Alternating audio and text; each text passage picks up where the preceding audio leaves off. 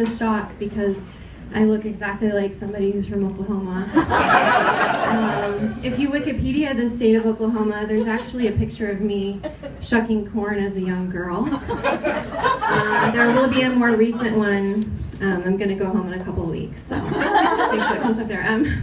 I am a mom. I have 2 girls, and it feels so good to be up here. This is actually kind of a safe zone for me. It's the only place where I can go and stand and not be physically harmed by a 4-year-old. I am suffering from PTSD, just to let you guys know. I'm actually having a panic attack right now. Not because I am away from my kids. Look at me, I'm shaking. It's actually because it's at least been a minute since I've had to get something for someone else.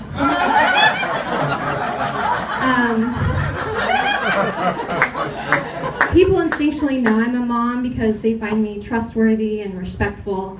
A lot of women I don't know will have me hold their purses, when they go to the bathroom, and you guys can too. I can hold whatever it is that you have on you, sir, or that, but I will take your cash.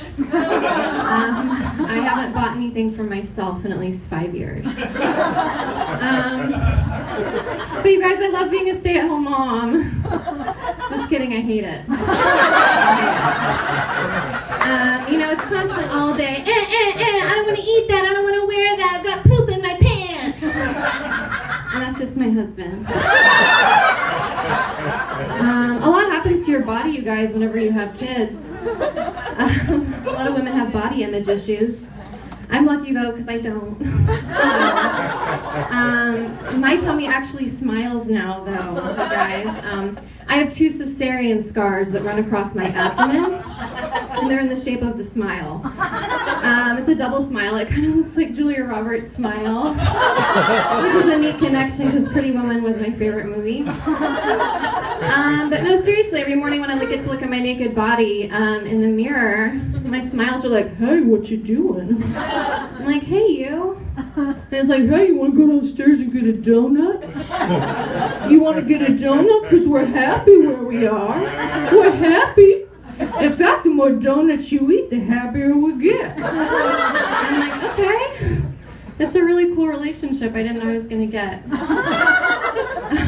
For those of you who don't know what a cesarean is, you should read a book about medieval torture. Because seriously, you're lying on a table awake, being completely cut open, and why is everybody okay with this? Like, why are you guys okay with this? It's so weird. And I'm literally having a panic attack then because,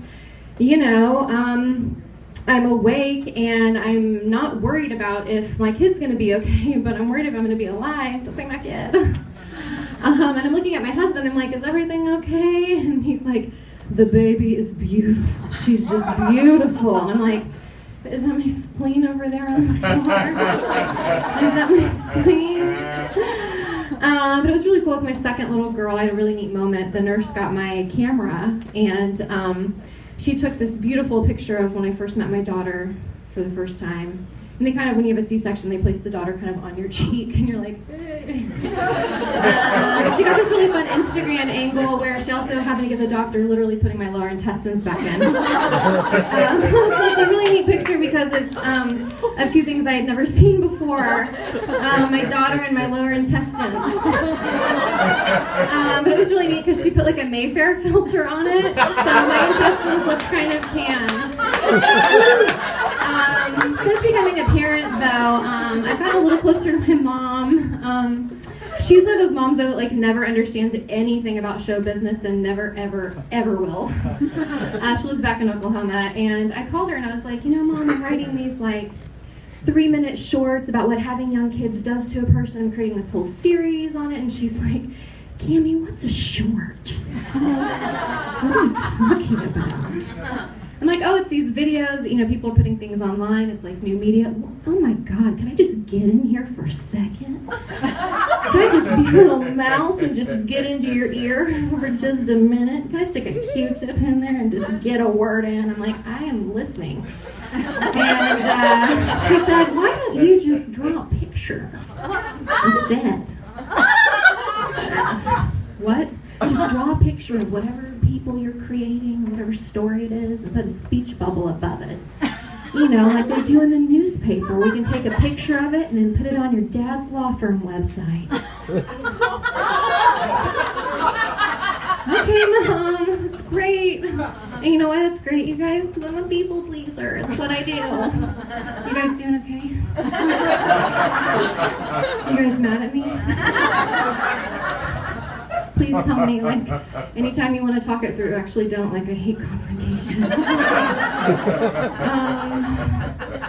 Anyways, along this journey of wonderful parenthood and living the dream in LA, I've gotten to spend it with my wonderful husband, Daniel, of 11 years. We got married when I was 10. This guy right here knows what he likes. And that was me as a 10-year-old. Daniel and I have 2 little girls. We actually had no problems getting pregnant. Daniel is Mexican. You guys, Mexicans just have babies. They have tons and tons and tons and tons of babies. If you go to the country of Mexico, you will see like 6 or 7 adults and millions of babies. And none of them have shoes on. And you know, actually a lot of people in Mexico have money, but nobody's allowed to wear shoes. But literally, we were having a conversation one night, and we were talking about having a kid, and then I was pregnant. I don't think we ever had sex. I avoid eye contact with Daniel now. And if anybody else needs to get pregnant, he's the man sitting right here, and just look at him for like 3 seconds, it'll be all over with. Daniel's mother is Mexican. Does anybody else have a strong Mexican woman in their life? Yep. Right here? Yeah, they are really frightening. They make you eat a lot of food. Like a lot. Every time I'm in Mexico, if I say no to a second helping, like the forks drop at the table, the faces go completely white, and Daniel's mom goes right towards me and she's like, "Are you okay?" I'm like, "Yeah, I just don't want any more." "Are you sick?" "No, I'm super full." "You didn't eat anything."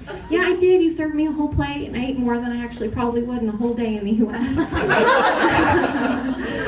Cammy? Okay, I'll have some. It's just weird because it's not how I was raised. My mom's been portion controlling my meals since I was born. You know, I was sucking on her boob when I was little, and she'd be like, "Okay, that's enough." And so it's weird because it's like, just for everybody globally who's trying to control what I eat, I don't want half a chicken nugget, and I don't want 40. Just like 5 or 6, and a side salad. But I am going down to Mexico soon to visit my husband's family, and you better believe I will have 4 plates at every meal, just to make sure that everybody's happy, and I will definitely get pregnant to make sure that nobody's mad at me. Thank you guys, I'm Cammy Brickell.